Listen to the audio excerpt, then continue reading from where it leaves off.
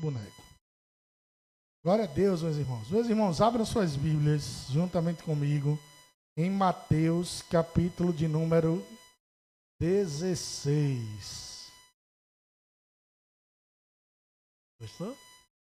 Mateus 16, a partir do versículo de número 13 até o 28. Mateus. Foi aí? Ana? Foi, né? Boa. Aproveitar para fazer a pose logo no início. Não é isso? Mateus 16, verso 13 ao 28. O pessoal talvez esteja acompanhando na live, está meio estranhando aí, porque os meninos colocam qual é o tema da pregação, né? É um tema um pouco diferente, mas diante do contexto que vocês vão ouvir da explanação da palavra de hoje, vão ter uma percepção mais clara do que a gente está falando. Não seja um vaso ou uma pedra nas mãos do diabo. Como não ser um vaso nas mãos do diabo? Como não ser uma pedra de tropeço sobre a vida dos nossos irmãos? E que bom que hoje estamos aqui no meio de irmãos todos e a gente pode ser um pouco mais incisivo, não violento necessariamente, mas incisivo no que Deus quer tratar com os nossos corações. E a palavra do Senhor diz assim, em Mateus capítulo 16, verso 13 até o 28. Quando Jesus chegou à região de Cesareia de Filipe, consultou os seus discípulos. Quem as pessoas dizem que o Filho do Homem é? E eles responderam. Alguns dizem que é João Batista, outros Elias. E ainda há quem diga Jeremias ou um dos profetas. Então Jesus interpelou. Mas vós, quem dizeis que eu sou? Vou precisar de um pouquinho de água, tá bom? Simão Pedro respondeu. Tu és o Cristo, o Filho do Deus vivo. Você pode dizer amém? Ao que Jesus lhe informou, lhe afirmou. Abençoado, em outras versões, bem-aventurado és tu, Simão Bar-Jonas, filho de Jonas. Pois isso não foi revelado a ti por carne ou sangue, mas pelo meu Pai que está nos céus. Da mesma maneira eu te digo que tu és Pedro, e sobre esta pedra eu edificarei a minha igreja, e as portas do Hades, do inferno, não prevalecerão contra ela. Eu darei a ti a chave dos reinos dos céus, e o que ligares na terra haverá sido ligado nos céus, e o que desligares na terra haverá sido desligado nos céus. E então ordenou aos discípulos que a ninguém dessem ou dissessem ser ele o Cristo. A partir daquele momento, Jesus começou a explicar aos seus discípulos que era necessário que ele fosse para Jerusalém e sofresse muitas injustiças nas mãos dos anciãos, dos chefes dos sacerdotes e dos escribas, para então ser morto e ressuscitar ao terceiro dia. Pedro, porém, chamando-o à parte, começou a admoestá-lo, dizendo: Deus seja gracioso contigo, Senhor. De modo algum isso jamais te acontecerá. E virando-se Jesus, repreendeu a Pedro: Para trás de mim, Satanás. Tu és uma pedra de tropeço, uma cilada para mim.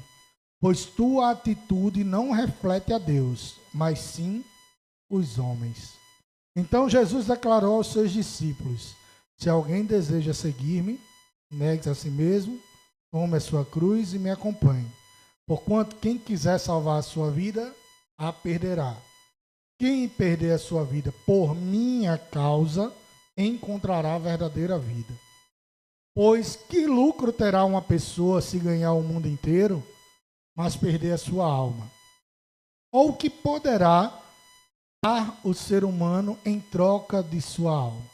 Mas o Filho do Homem virá na glória do seu Pai, com os seus anjos, e então recompensará cada um de acordo com as suas obras. Com toda certeza vos afirmo que alguns dos que aqui se encontram não experimentarão a morte até que vejam o Filho do Homem vindo em seu reino. Vamos orar. Pai, muito obrigado pela tua palavra. Ela é lâmpada para os nossos pés, luz para os nossos caminhos. E ela é revelada através das Sagradas Escrituras. Por isso te agradecemos por ter deixado tão grande testemunho e bússola para as nossas vidas. Que nós possamos então segui-la, Senhor, para viver tua vontade. Não a nossa vontade, não a vontade do inimigo, mas a tua, que é boa, perfeita e agradável. Em nome de Jesus. Amém? Pedro, né? Pedro é um cabra claramente inconstante, né? Num capítulo, Jesus está dizendo a Pedro: olha, você é bem-aventurado, você é feliz, porque quem te revelou que eu sou o Cristo não foi carne nem sangue, mas o próprio Pai. Não precisou ir muito longe, não. Isso não aconteceu no mesmo dia. Está condensado aqui no mesmo capítulo. Mas a divisão de capítulos da Bíblia só aconteceu muito tempo depois. A Bíblia diz que a partir daquele momento Jesus começou a explicar aos seus discípulos que era necessário que ele fosse para Jerusalém e sofresse muitas injustiças, muito provavelmente alguns dias, na mesma semana, no mesmo mês. Não foi imediatamente após, mas em algum momento, após o Pai revelar a Pedro que Cristo era o Filho do Deus vivo, esse mesmo Pedro é usado pelo diabo, dizendo a Jesus que ele não podia cumprir a missão para o qual o Pai o chamou: morrer na cruz por cada um dos pecadores. De modo nenhum, Senhor, não deixaremos que o Senhor dê cabo da sua vida. Não permitiremos que esses homens maus tomem esse presente tão maravilhoso. Com uma voz meio aveludada, Jesus poderia se sentir, né? Olha, eu tenho um protetor. Eu tenho alguém que é maior do que os anjos. Eu tenho alguém que é maior do que os arcanjos. Ele está prometendo. Jesus sabia que quem estava falando ali não era Pedro. Para trás de mim, Satanás. Que inconstância, né? Mas isso é quase um padrão na vida de Pedro. E Pedro é muito mais perto de nós, a começar de mim, do que a gente pode imaginar. Pedro é o cara que corta a orelha do sumo sacerdote, por nome Malco, na hora em que Jesus está sendo preso por seus algozes, querendo defender Jesus, como se Jesus não soubesse se defender. Mas esse mesmo Pedro que está querendo defender Jesus, horas depois nega Jesus por 3 vezes. Pedro é o que tem a coragem de sair do barco no meio de uma grande tempestade. E quando eles avistam de longe, pensam que é um fantasma, ele diz: não, aquele é o mestre. Eu vou descer das águas e vou até ele. E a fé de Pedro vai levando ele até perto do barco, até perto de Jesus, a ponto dele perceber que o vento e o mar são bravios e começar a afundar. O que saiu do barco, reconhecendo Jesus e não um fantasma, agora está afundando e submergindo sobre as águas e ouvindo de Jesus: homem de pequena fé. Coisa, né? É esse Pedro, é instantâneo. As coisas acontecem extremos na vida de Pedro em pouquíssimo tempo. Pedro, em certa medida, ao ouvir o relato das mulheres a respeito da ressurreição de Jesus, tem uma certa dúvida se de fato elas estão falando a verdade. Jesus se revelando a mulheres. Uma mulher não vale nada naquela sociedade. Por que ele está se revelando ressurreto a uma mulher, a uma pecadora? Por que ele não se revelou a nós que fomos chamados pelo nome? Mas é esse mesmo Pedro que corre até o sepulcro e testemunha que o corpo do mestre não estava mais lá. Pedro é o mesmo que, mesmo após o mestre ter ressuscitado e ele ter testemunhado que o corpo do mestre não estava mais lá, deve ter se decepcionado pelo mestre ainda não ter se apresentado totalmente a ele e volta a pescar. E nas entrelinhas, Pedro está pescando peladão, nu, né? Porque aí Jesus aparece na beira da praia e a Bíblia diz que Pedro toma a sua túnica quando ele avista Jesus e se joga na água, indo atrás de Jesus. Ele que tinha desistido do ministério e pensado, olha, não tem mais para quê, eu vou voltar para o que eu fazia antes. Jesus morreu, até agora não retornou, vou voltar a pescar peixes, porque esse negócio de pescar homens não dá muito certo, não. Ele vê Jesus à beira do mar, com a fogueira acesa, peixe e pão preparado, e se joga no mar para ir em busca de Jesus. E muitas vezes, mais uma vez, nós somos Pedros. Somos dotados de uma dualidade, ou seja, de um comportamento que beira, muitas vezes, a bipolaridade. A gente está aqui diante de alguns psicólogos, maior quantidade de psicólogos por membro de igreja, dessa igreja, né? Se for uma proporção aí, a gente está bem de psicólogo, né? Estamos bem demais. Beira uma bipolaridade um negócio desse. Como é que de manhã tu está de um jeito, dizendo o Senhor que Deus te revelou que Cristo é o Filho do Deus vivo, e tu está dando lugar ao diabo, dizendo, não, vai morrer não. A gente se comporta muitas vezes como Pedro.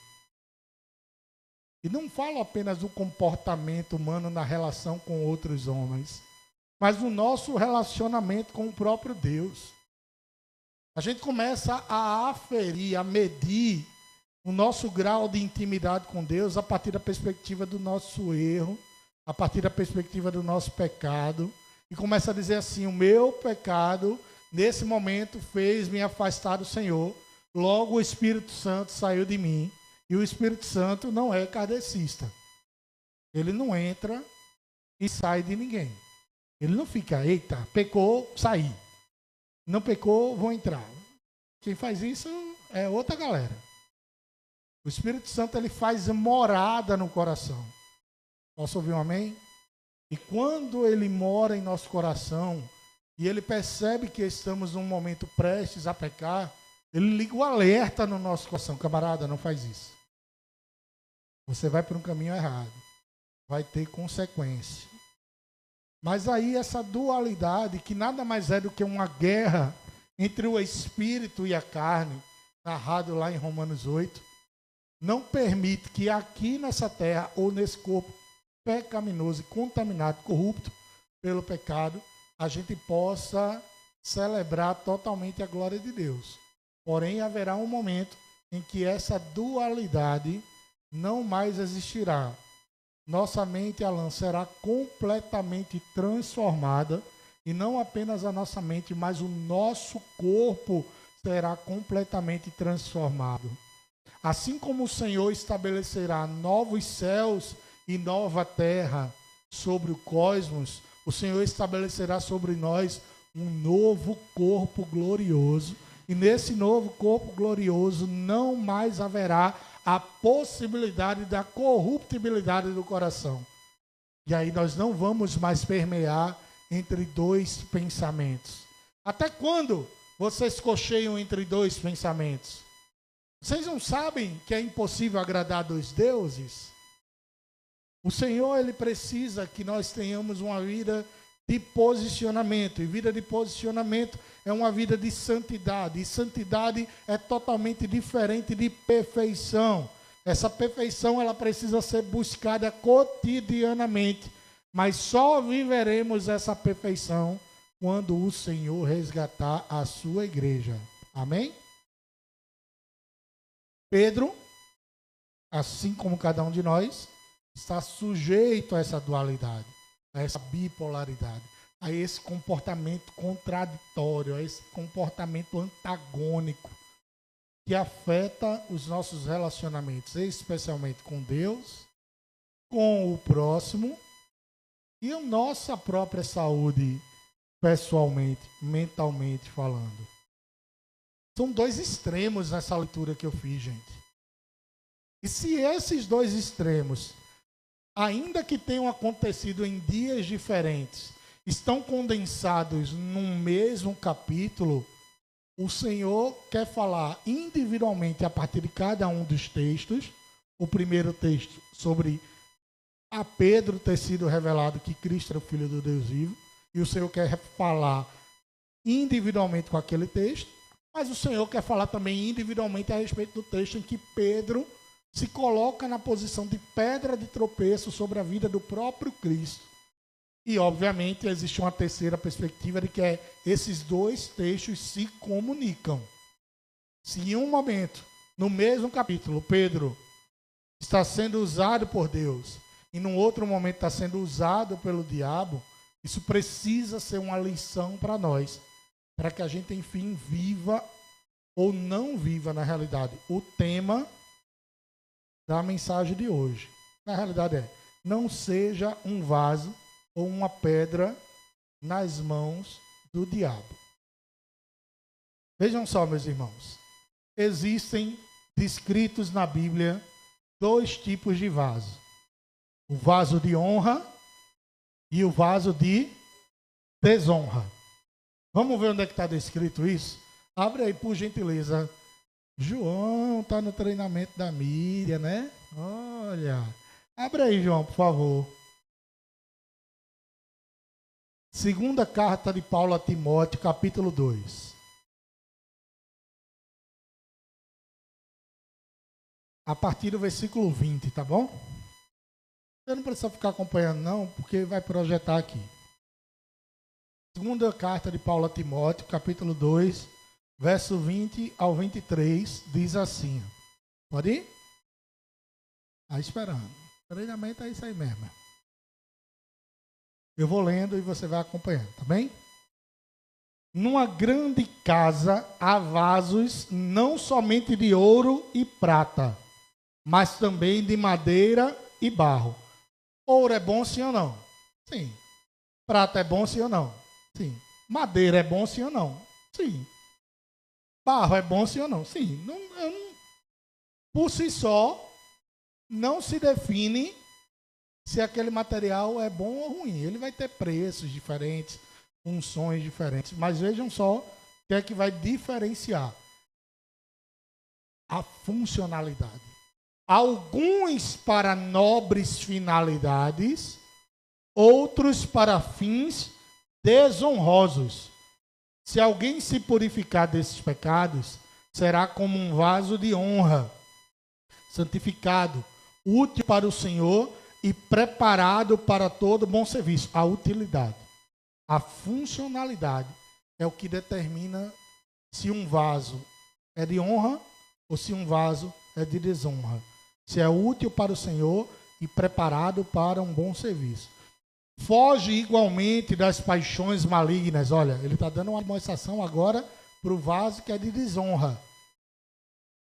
Foge igualmente das paixões malignas da juventude e segue a justiça, a fé, o amor e a paz em comunhão com os que invocam o Senhor de coração puro.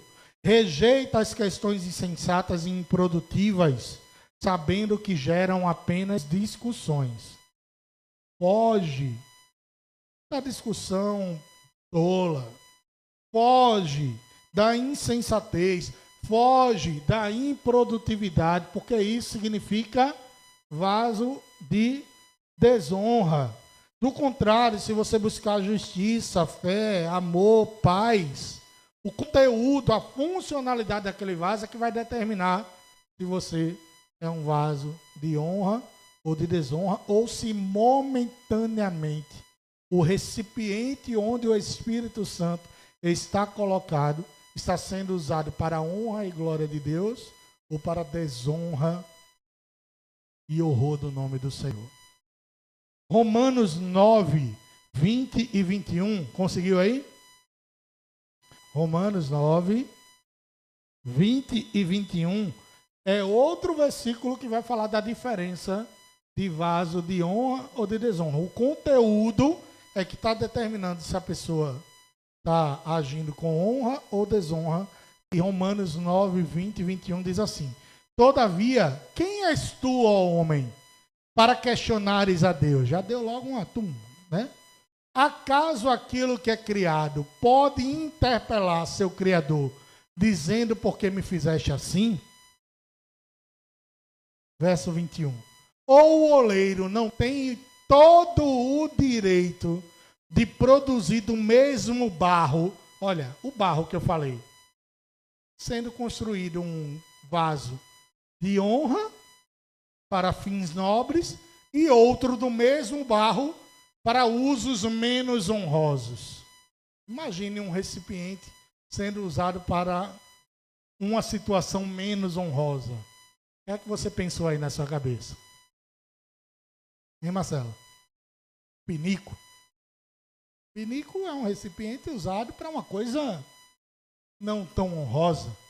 Um vaso sanitário é usado para uma coisa não tão honrosa, porém necessária. Necessário, mas não honroso. Não há honra naquele trono. De jeito nenhum. Não há. Se você disser que há, meu amigo, a gente tem divergências profundas. Jeremias 18, coloca aí, por favor. É o último versículo que eu vou usar para provar a você a respeito da funcionalidade dos vasos. Timóteo, Paulo falando para Timóteo, já mostrou que há vaso de honra e desonra, dos mais variados tipos, ouro, prata, barro, bronze. Romanos já falou que do barro é possível fazer um vaso de honra e um vaso de desonra. E o famoso texto de Jeremias 18, a partir do verso 1, quando Jeremias é levado a descer até a casa do oleiro, a Bíblia diz assim, que a palavra do Senhor veio ao profeta Jeremias, orientando, verso 1, verso 2 agora. Dispõe-te e desce à casa do oleiro, lá receberás a minha mensagem. Desci à casa do oleiro e eis que lá estava ele, concentrado na confecção de sua obra sobre uma roda de madeira. Contudo, o vaso de barro que ele estava formando estragou-se em suas mãos, e ele o refez, moldando outro vaso de acordo com o seu desejo. Então o Senhor dirigiu-me sua palavra, dizendo: por acaso não poderei eu fazer de vós como fez este modesto oleiro com sua obra de barro? Indaga o Senhor. Eis que como barro nas mãos do oleiro, assim sois vós na minha mão, ó casa de Israel. E já que somos o Israel de Deus, a igreja do Senhor, essa palavra se aplica a nós. Diga assim comigo: eu sou o vaso. E o Senhor me chamou para ser vaso de honra. Quantos concordam? Digam amém? Amém. Ao permitir que o Pai revelasse ao seu coração que Jesus era o Filho do Deus vivo, Pedro estava dizendo ao Senhor: eu sou bem-aventurado, eu sou vaso de honra. Senhor, e não sou eu que estou afirmando, tu mesmo estás afirmando, que não foi carne nem sangue que me foi revelado, foi o próprio Pai que me revelou. Mas, meus irmãos, é possível que dentro da igreja de Deus tenham pessoas que sejam bem-aventuradas, sejam felizes, tenham os olhos espirituais abertos a ponto de reconhecer que Jesus é o Cristo, o Filho do Deus vivo, e ainda assim, se não tomar cuidado, ser usado como vaso de desonra, como Pedro foi usado ao dizer que defenderia Jesus, sendo que Jesus não precisava de defesa, sendo que Jesus precisava cumprir o seu propósito, e o propósito do Senhor claramente era morrer na cruz para salvar tão pobres pecadores. Aí você pode dizer assim, mas pastor, na igreja tem gente que tem a revelação dada do alto. E se não se cuidar, termina sendo um vaso de desonra nas mãos do diabo. Tem gente sendo usada pelo diabo dentro da igreja. Eu estou falando de Pedro. Tem alguém aqui melhor que Pedro? Não. Então, a Bíblia afirma que quem está em pé, cuidado para não cair. Pedro, pelo menos, era Pedro. Ele não negava a sua essência, sua dualidade, sua bipolaridade. Ele errava e fazia questão de repetir o erro 3 vezes. Você é parecido com Jesus, sou nada. Você anda que nem Jesus. De jeito nenhum. Você fala que nem ele. Não. Ele tem pelo menos a clareza do grau de limitação e pecaminosidade que ele tinha. E a sinceridade de assumir através de suas atitudes os seus erros. Só que diferentemente de Judas, que foi o traidor, Judas sente remorso na hora em que o mestre é preso. Pedro sente arrependimento e um vaso de honra, ainda que em algum momento tenha tido a possibilidade de dar lugar para o diabo agir sobre a vida dele, sabe que o Senhor quer o quebrar e fazer um vaso novo a ponto de ser usado para o seu propósito. E o seu propósito, meu irmão, é igual ao de Pedro, ser um vaso de honra. Mesmo quando o pecado bater a porta, mesmo quando o erro acontecer de fato e de direito, mesmo quando o próprio Espírito Santo, e aqui foi Jesus para Pedro, no nosso caso é o Espírito Santo, vier e disser, para trás de mim, você está errado. É uma correção do Senhor para que a gente possa ser usado com o propósito pelo qual Ele nos chamou. E o propósito pelo qual Ele nos chamou foi para que nós possamos ser recipientes que tenham o fruto do Espírito Santo de Deus. No seu vaso de honra precisa ter paz, alegria, longanimidade, paciência, benignidade, domínio próprio, fé. E quando vier a ira, a gente precisa exercitar a paciência. Porque a ira batendo na porta é o diabo querendo tomar o lugar para que você erre, peque e seja, ainda que momentaneamente, um vaso de desonra. Mas aí você lembra, o propósito pelo qual o Senhor morreu na cruz foi para que a minha vida fosse transformada. E deixa quem quiser dizer que você é bobo, que você é besta porque perdoou, porque amou, porque deu mais uma chance. Importa que o nome de Jesus seja glorificado.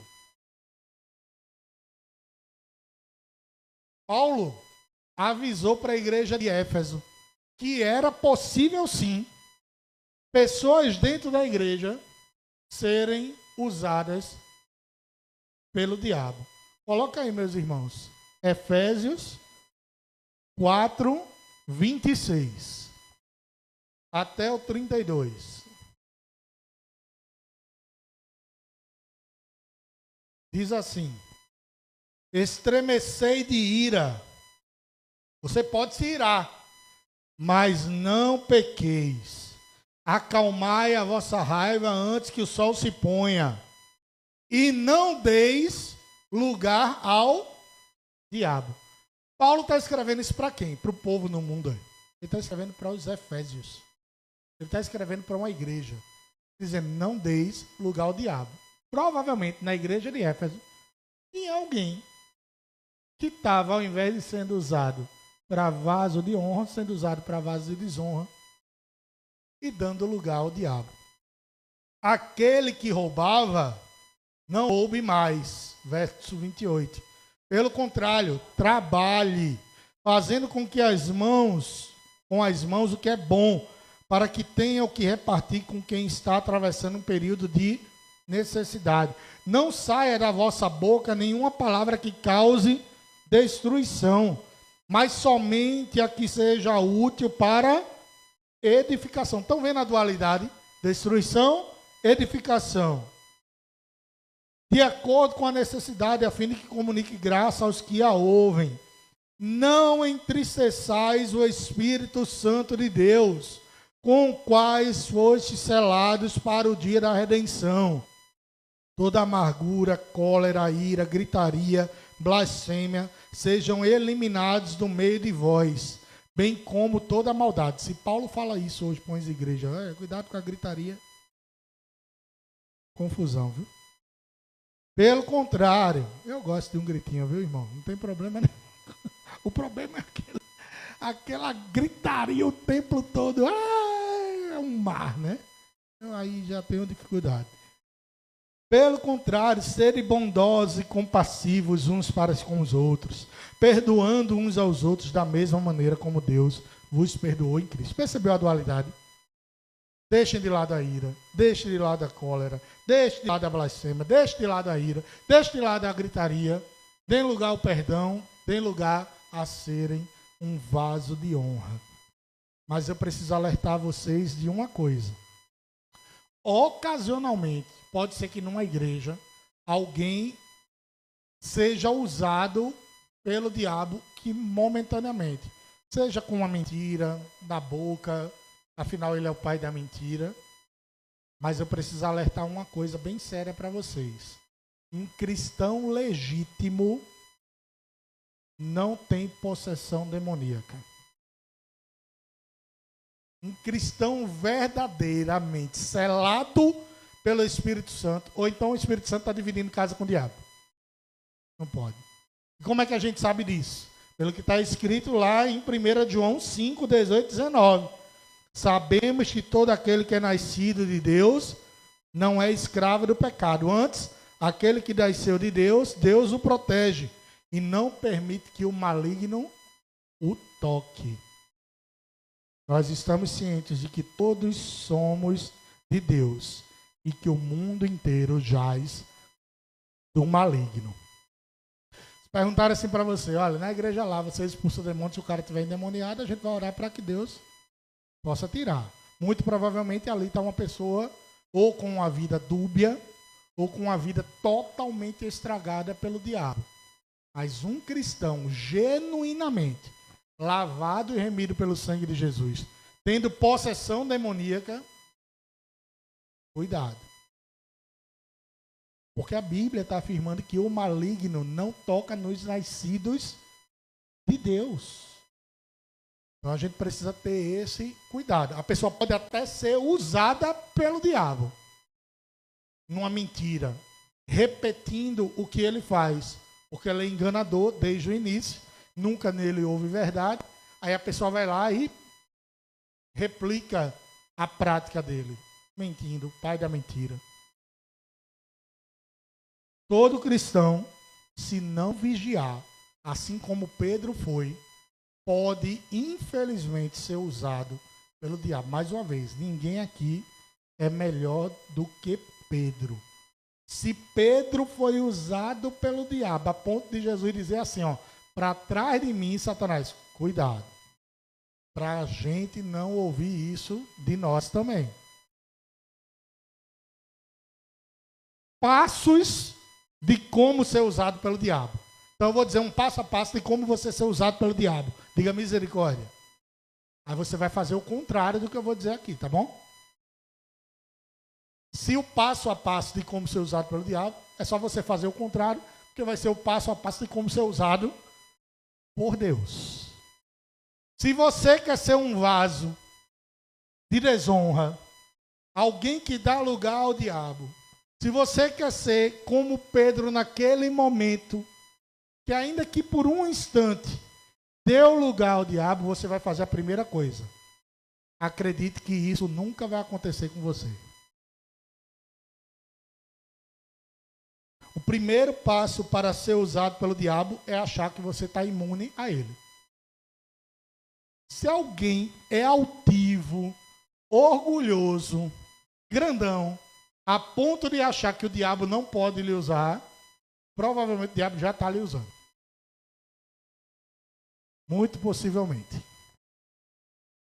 Então, o contrário, o passo para que eu seja usado por Deus, qual é? Esteja alerta e vigilante. O diabo está ao nosso derredor, bramando como leão, buscando a quem possa tragar. Mas a mesma Bíblia afirma, diz que maior é o que está em nós do que o que está no mundo. A mesma Bíblia afirma que as portas do inferno não prevalecerão sobre a obra de Deus. E eu quero lhe revelar que porta não é uma arma de ataque, porta é uma arma de defesa. Quem já assistiu Troia, Gladiador, filme de época assim, você vê lá a dificuldade de adentrar as portas. Aquilo é uma defesa. Até que vem os caras e BUM! Quando Jesus está dizendo assim, as portas do inferno não prevalecerão, está dizendo assim, o inferno está em posição de defesa. A minha igreja está em posição de ataque. E as portas do inferno não vão prevalecer. É a gente atacando e saqueando o inferno. É a gente se posicionando e lutando para salvar as nossas almas. Jesus já nos deu esse acesso através da cruz, mas agora anunciando o evangelho para que as portas que estão trancadas no coração de outras pessoas possam ser abertas. E o inferno para qual elas iriam a passos largos, elas possam dar meia volta e viver novos céus e nova terra. Então, se você quer ser um vaso usado pelo diabo, a primeira coisa que você vai achar é acreditar que isso nunca vai acontecer com você. Eu nunca vou cair numa dessa não, pastor. Ser usado pelo diabo. Com a Bíblia conheço, a tua palavra escondi, guardada no meu coração para eu não pecar contra ti. Menino, tu decorou isso de Cassiane. Pensa que eu não estou ligado, não, é? Não foi da Bíblia que tu decorou. Acha o versículo de Davi falando. Né? Como se memorizar um versículo fosse dar... Por muito tempo eu achei isso, pastor Lama. Poxa, eu vi alguns pregadores pregando, falando versículo de cabeça. Meu Deus, será que um dia eu vou conseguir um negócio desse? Até que eu aprendi... A gente fazia aquele organograma de como estudar a Bíblia em um ano, né? Quem já fez isso aqui, né? Aí eu chegava na genealogia, chegava em números, morria. Aí eu falei, rapaz, o negócio é ler um capítulo só, focar ali. Tem um rapaz que está me ensinando isso. E ele está estudando Atos dos Apóstolos há 4 anos. E ele disse, não precisa sair de Atos não, aqui já tem um bocado de coisa para aprender. Claro, se você puder mergulhar em mais coisas, tem um ritmo melhor, maravilhoso. Mas isso não é um termômetro para dizer se você é mais ou menos filho de Deus, mais ou menos conhecedor da palavra, mais ou menos santo. Não é isso. Claro, mais uma vez, faça a sua busca, a sua devocional individualmente. Mas o que faz determinar se você é filho ou não de Deus, você ser um vaso de honra nas mãos desse Senhor. Nós estamos usando esse aí, exemplo do apóstolo Pedro, porque é um exemplo extremado. É alguém que andou lado a lado com Jesus. Gente, Pedro viu milagres. Pedro viu um morto ressuscitar. Ele teve acesso que pouca gente teve. Ele viu a filha de Jairo ressuscitar, coisa que somente os pais da menina viram. Pedro, Tiago, João e Jesus só. Pedro tinha todos os motivos para jamais permitir o seu coração ser usado pelo diabo. Mas está lá Jesus dizendo a ele, para trás de mim, Satanás. Eu sei quem está aí, viu? Olha para ele, eu sei quem está aí, viu? Oriente. Jesus chega a chamar ele de Satanás, não porque ele estava possuído, mas porque naquele momento ele estava se posicionando como um adversário de Deus. Então, se você quer ser usado pelo diabo, você se posiciona como adversário de Deus. Diga misericórdia. Nessa igreja nós somos aliados do Senhor. Aliados em sua obra, aliados em sua jornada, em sua caminhada, em anunciar conforme determinado na grande comissão de Mateus 28, indo por todo mundo, pregando o evangelho, batizando as pessoas em nome do Pai, do Filho e do Espírito Santo. E isso é ser usado como vaso de honra pelo Senhor. Segundo passo, para ser usado pelo diabo, é sendo uma pedra de tropeço na vida do nosso irmão. Jesus falou assim para Pedro, no início do capítulo: eu digo que tu és Pedro, e sobre essa pedra eu edificarei a minha igreja. Já Jesus usa a mesma expressão, pedra, para citar outra história, dizendo: tu está sendo pedra de tropeço sobre o meu propósito. Tu, ou a tua afirmação, porque há um debate teológico sobre isso, né? Nossos amigos e irmãos católicos dizem assim, que Pedro é a pedra, é o Petros, não é isso? No geral, a crença protestante acredita que a afirmação de Pedro é que é a pedra. Tu és o Cristo, o Filho do Deus vivo. E sobre essa pedra, que pedra? Esta afirmação, eu edificarei a minha igreja. Ou seja, uma igreja de Jesus está edificada verdadeiramente nele quando reconhece que ele é Deus. E não que o homem é que tem uma posição de glória, sim o próprio Senhor. Pedro foi pedra de tropeço sobre a vida de Jesus. E a gente é pedra de tropeço sobre a vida do irmão em algumas situações. Primeira delas, quando a gente prioriza a opinião humana em detrimento das Sagradas Escrituras. Já falei aqui e torno a repetir. Entre um livro do maior escritor cristão do mundo, aí você pode citar Agostinho de Hipona, aí você pode citar o príncipe dos pregadores, Charles Spurgeon, aí você pode citar John Piper, aí você pode citar Hernandes Dias Lopes aqui no Brasil, alguém mais perto, pastor Edivaldo Junão. Já estou dizendo o livro, meu irmão. Edivaldo Junão, né? E é.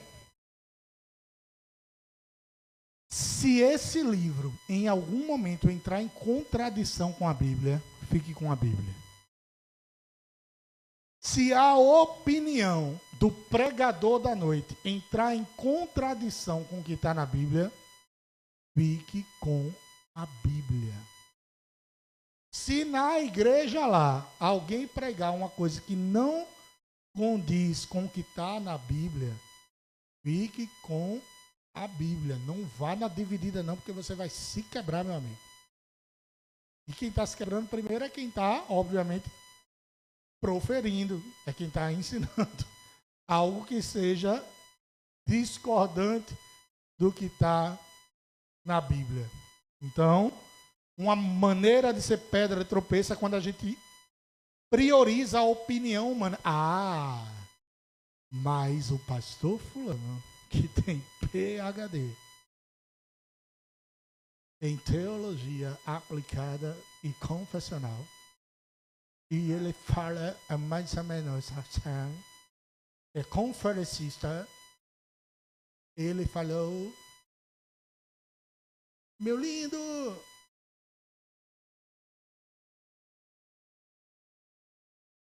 pode ser quem for, velho.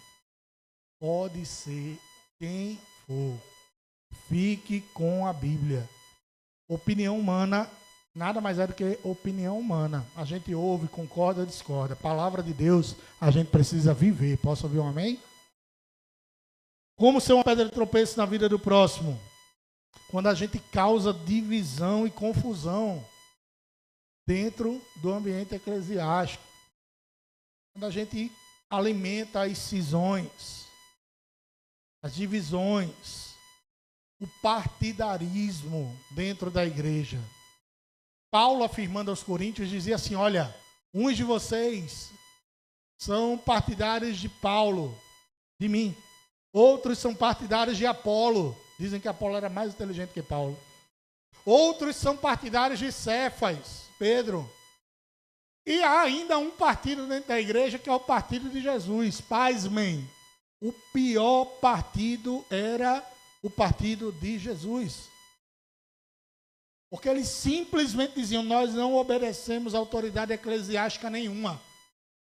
Jesus, e somente Ele, é quem vai nos conduzir. Esses homens não queriam se submeter hierarquicamente, não a cobertura, mas a autoridade espiritual dos homens que haviam se levantado. Ora, se era só Jesus que contava, os 14 livros escritos ou cartas escritas por Paulo não serviriam de absolutamente nada.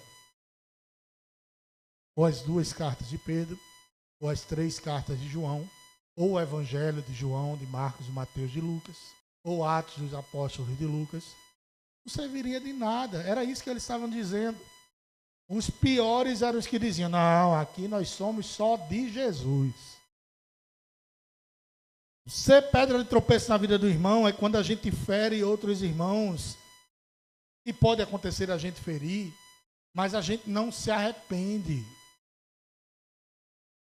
Ser pedra de tropeço sobre a vida do irmão é quando a gente rejeita todo tipo de confronto descrito na Bíblia Sagrada.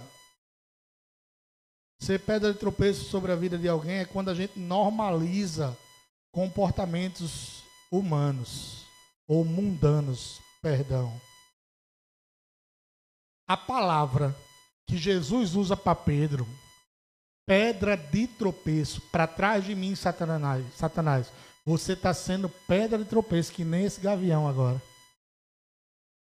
O gavião sendo pedra de tropeço. Para trás de mim, Satanás, você está sendo pedra de tropeço. A palavra grega é escandalon. Quer que isso lembra você? Escândalo. Você está gerando escândalo em mim. A palavra escândalo do grego significa armadilha, obstáculo no caminho. Pedro, você está dando voz ao diabo e está sendo uma armadilha para mim. O meu propósito é morrer na cruz. E você está sendo um obstáculo no meu caminho, Pedro. Em 1 Coríntios 8, vamos ler 1 Coríntios 8. Tem um outro sentido de escândalo, que é espetacular. Você vai entender essa noite. Olha, ai daquele de onde vier o escândalo, né? Aí a gente fica pensando, eita, o filho do pastor, a filha do pastor foi lá, fez isso, fez aquilo. Escândalo é isso aqui que está descrito em 1 Coríntios 8. No que se refere aos alimentos sacrificados aos ídolos, reconheço, como dizeis, que todos nós temos pleno conhecimento. Porém, esse tipo de conhecimento produz orgulho, mas o amor nos faz crescer na fé. Vai seguindo.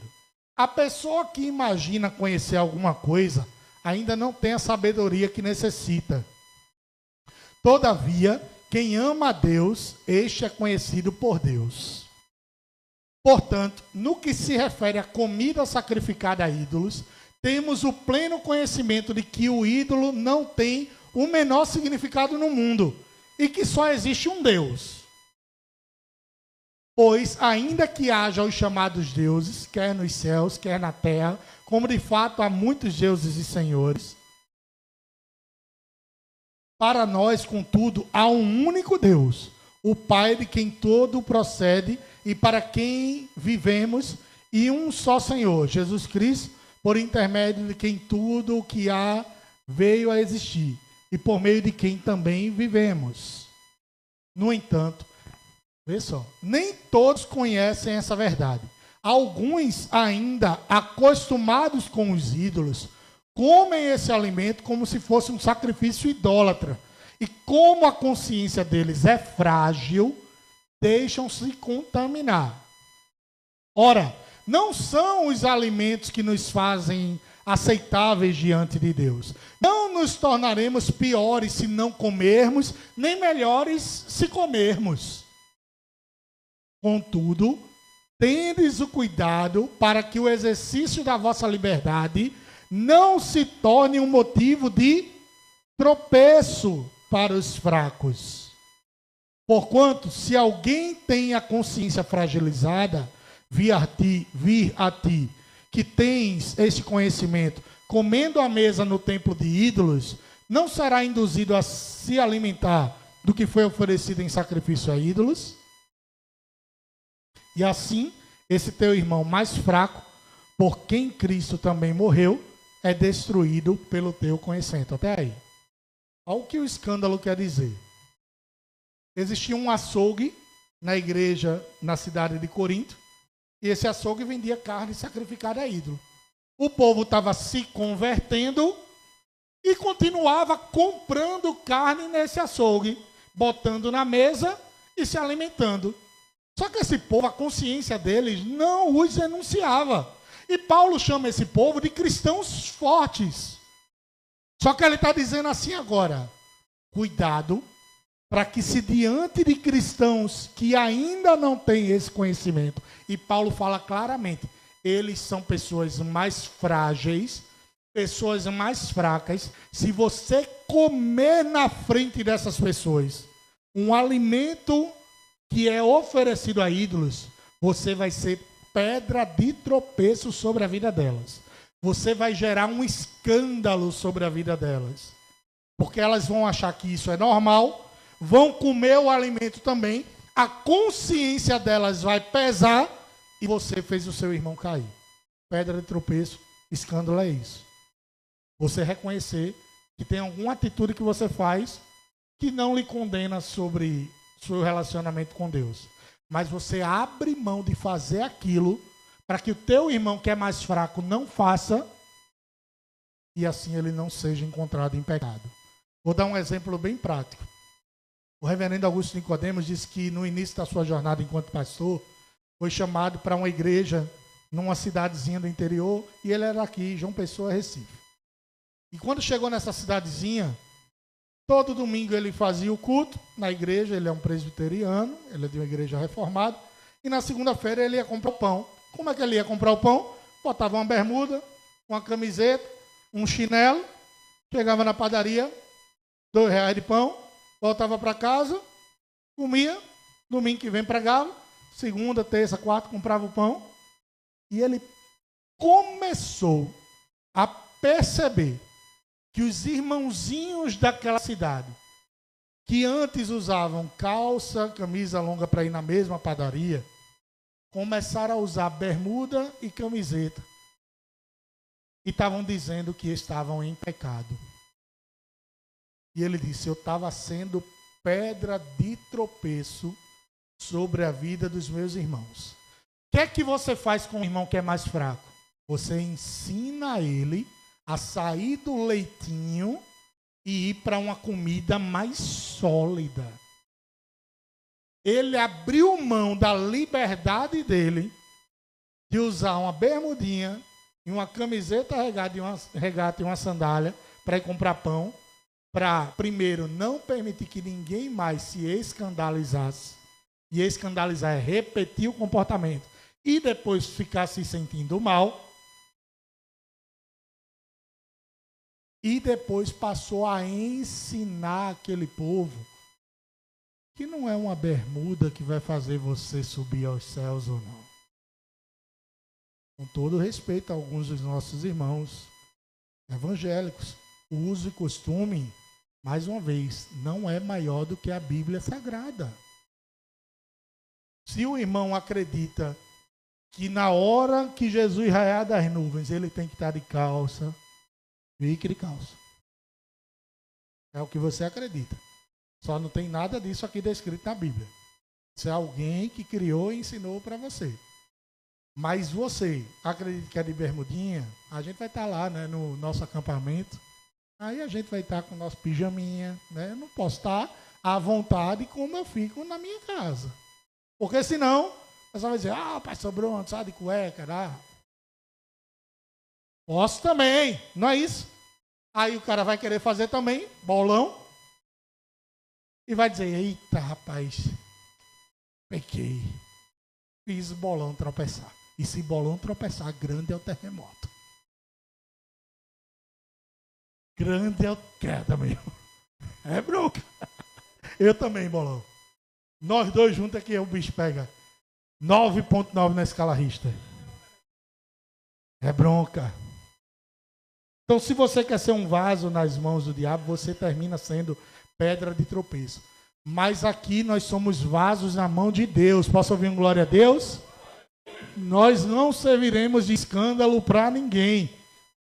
E aí nós seremos testemunhas visíveis de que Deus transformou as nossas vidas e é capaz de transformar quem quer que seja lá fora. Se você quer ser um vaso nas mãos do diabo, priorize os seus sentimentos acima da cruz.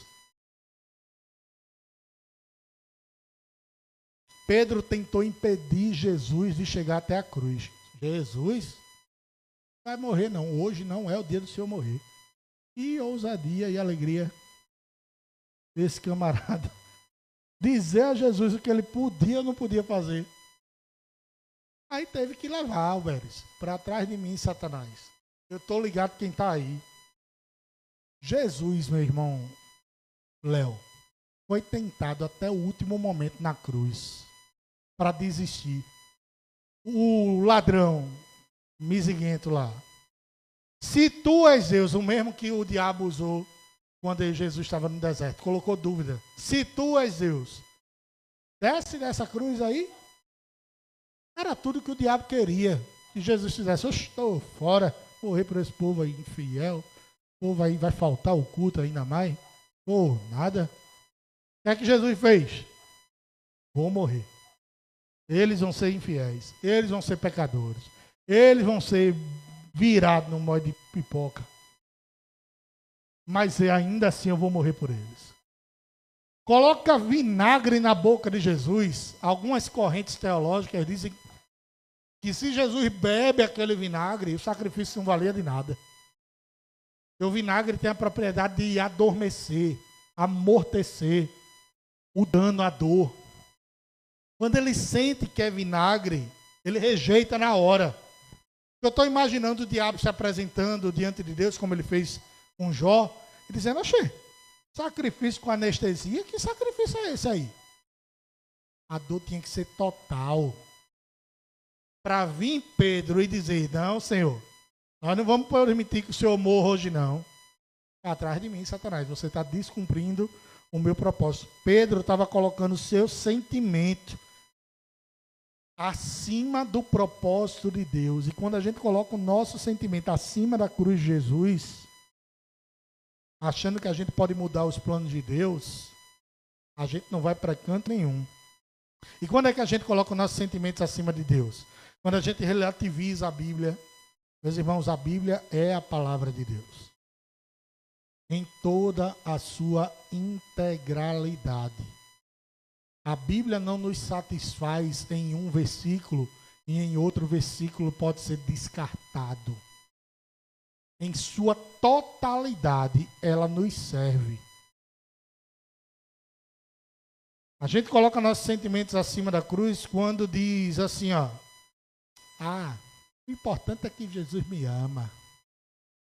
Aí a gente está endossando aquele povo que diz assim, ó, vinde como estáis. Permaneçam assim mesmo. Tá tudo bem. Tá tudo numa nice, cara. Não é nem isso que os jovens dizem hoje mais, né? Tá tudo numa boa. O importante é o seu coração. E não é. O importante é uma vida inteira no altar. E essa palavra, meus irmãos, não é para condenar ninguém, mas é para nos acordar, a começar de mim. Porque Deus ainda fala, e se Ele fala, ainda existe esperança para corrigir a rota. A gente permite-se ser vaso de desonra e ser usado como pedra de tropeço nas mãos do diabo, quando a gente rejeita a cruz de Jesus. Jesus disse assim no final dessa leitura do capítulo 16. No verso 24 diz assim: se alguém deseja seguir-me, negue-se a si mesmo, tome sua cruz e me acompanhe. Porque quem quiser achar a sua vida, a perderá. E quem perder a sua vida por minha causa. Qual é a causa de Jesus? O anúncio do Evangelho. A causa de Jesus não é outra, é essa. Se você perder a sua vida por causa disso, você encontrará verdadeira vida. E não necessariamente perder a vida é morrer, assim, virar martírio. Não. É gastar o seu tempo. É por isso que a gente canta que é Ele, que é por Ele que eu estou gastando a minha vida. Perdendo tudo por amor e alegria, porque Ele é o dono dos nossos dias. Tomar a cruz é renunciar, é abrir mão. E se alguém quer ser usado pelo diabo, ele não abre mão, ele não renuncia. Mas se alguém quer ser usado por Deus, ele está disposto a abrir mão. Abrir mão de quê? Dos vícios. Abrir mão de quê? Do orgulho, do pecado, da sua própria vontade, para viver o que está descrito lá em Romanos 12, 1 e 2. Rogo-vos, irmãos, pelas misericórdias de Deus, que apresenteis os vossos corpos como sacrifício vivo, santo e agradável a Deus. Esse é o vosso culto racional. E não vos amoldeis ao sistema desse mundo, mas sede transformados pela renovação da vossa mente, para assim que você possa viver a boa, perfeita e agradável vontade de Deus. Mas a gente não quer renunciar. O que a gente quer? A gente quer Jesus e uma vida fake no Instagram.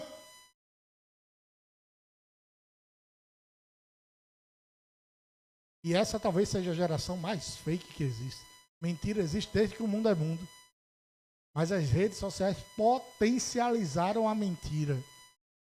E a mentira, talvez Sandra e Lama possam falar melhor, bota um monte de gente num buraco. Não é só a pessoa que está produzindo a mentira e mentindo para si mesmo.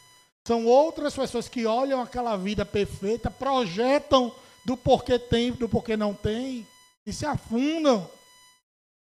A gente não quer renunciar, porque a gente quer Jesus e ao mesmo tempo um relacionamento que não agrade Ele, mas sim agrade a nós mesmos.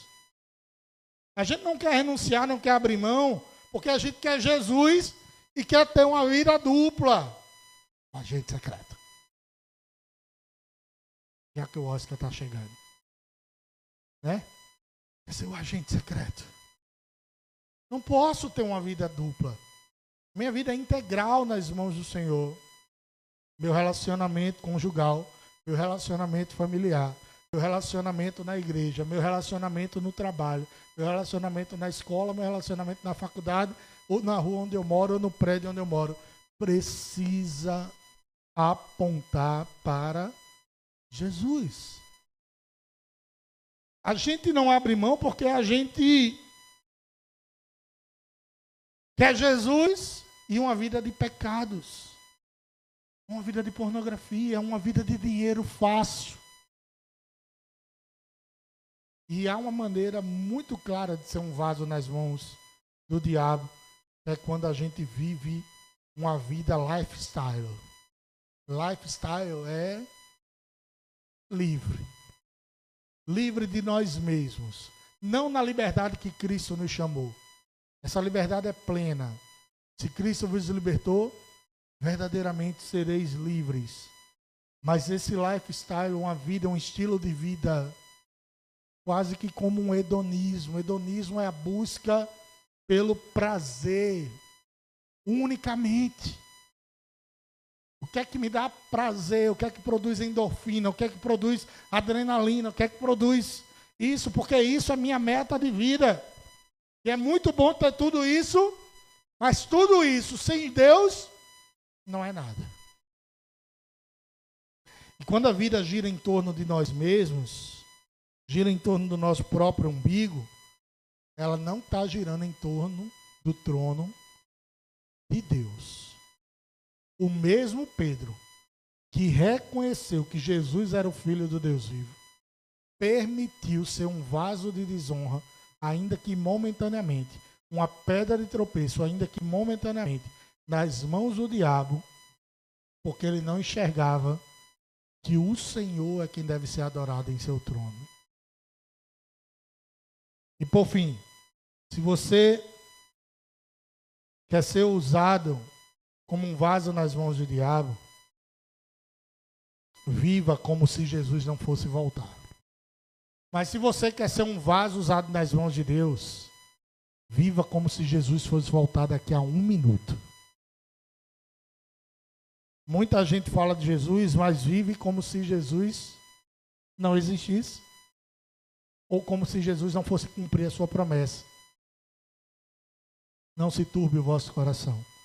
Crede em mim, crede também no Pai. Na casa do meu Pai há muitas moradas. Se não fosse assim, eu vou-lo teria dito. E eis que eu irei e prepararei lugar. E quando eu for preparar lugar, eu voltarei e retornarei e levarei vocês para morar comigo. O incrédulo pergunta a ele: como saberemos qual é o caminho? Vocês andam comigo há tanto tempo e ainda não sabem qual é o caminho? Eu sou o caminho, a verdade e a vida. Ninguém vem ao Pai a não ser por mim. A gente vive como se essa palavra não fosse se concretizar. Ele vai raiar das nuvens em algum momento. Estão dizendo que a gente é doido, mas estão dizendo que a gente é doido há mais de 1000 anos, meus irmãos. As gerações morreram taxadas com loucas. Deixa a gente morrer também. Se for para não ser a nossa geração, que não seja, mas que a gente continue acreditando. Ele vai raiar das nuvens. Todo dia, o pastor Junão fala sempre isso, né? Todo dia Cristo volta para alguém. Todo dia ele está retornando para alguém. Seja num encontro para transformar a vida daquela pessoa, ou seja sobre a vida de crentes e não crentes, quando ele toma o último fôlego de ar e a pessoa não mais vive nessa terra. Se você se identificou com algum desses pontos, primeiro deles, acredite que você nunca pode ser usado pelo diabo. Você está imune. Acredite que você não pode jamais ser pedra de tropeço sobre a vida do seu irmão. Se você prioriza seus sentimentos acima da cruz, se você rejeita a cruz, vive uma vida lifestyle, ou vive como se Jesus não fosse voltar, eita, poxa, eu faço esse aqui. Ainda há tempo de mudar. Posso ouvir um amém? Vai começar por mim, viu, meu irmão? Você ainda está vivo e o Espírito Santo ainda fala aos nossos corações. A graça de Deus, ela é poderosa para transformar o que antes era usado para desonra nisso aqui, ó, vasos de honra nas mãos do Senhor. A graça de Deus, graça na realidade não é tá tudo bem a todo momento. Graça é você saber que você está perdoado. A Bíblia não manda a gente ter medo do diabo. A Bíblia manda a gente vigiar e resistir ao diabo. Tiago 4,7 diz: sujeitai-vos a Deus e resisti ao diabo, e ele fugirá de vós. 1 de Pedro 5, 8 e 9 diz: sede sensatos e vigilantes. O diabo, vosso inimigo, anda ao redor como um leão, rugindo e procurando a quem devorar. Resisti-lhe, mesmo jeito que Tiago fala. E agora é Pedro falando. Ele tem experiência. Resistiu. Deu lugar.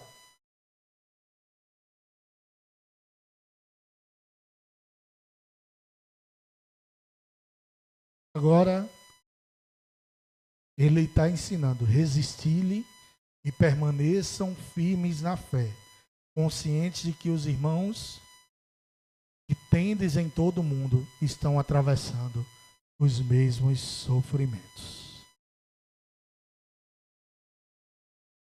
Como é que a gente é um vaso nas mãos de Deus? Quando nós temos ciência de que se a gente não se cuidar, o diabo pode querer nos usar. Quando a gente tem consciência de que eu abro mão da minha liberdade para não ser pedra de tropeço sobre a vida do meu irmão.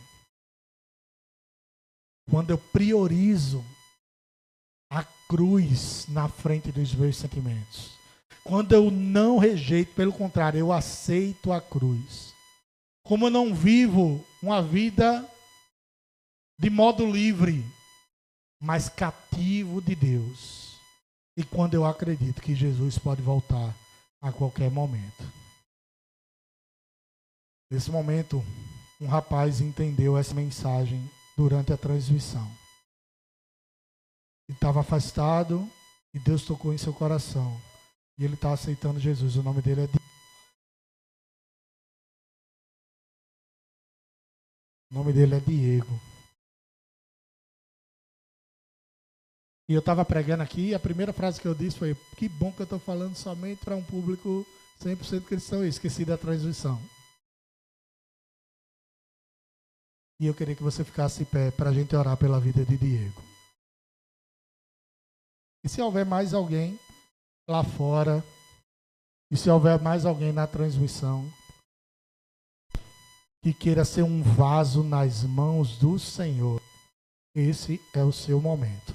E se há alguém aqui dentro que percebeu que permitiu ou está permitindo um acesso ao diabo que ele não deveria ter, que hoje você interrompa esse acesso através da sua confissão, dizendo: Senhor, eu me arrependo dos meus atos e eu quero viver como um vaso nas mãos do oleiro. Pai, muito obrigado pela vida de Diego, Senhor. Muito obrigado por sermos vasos nas tuas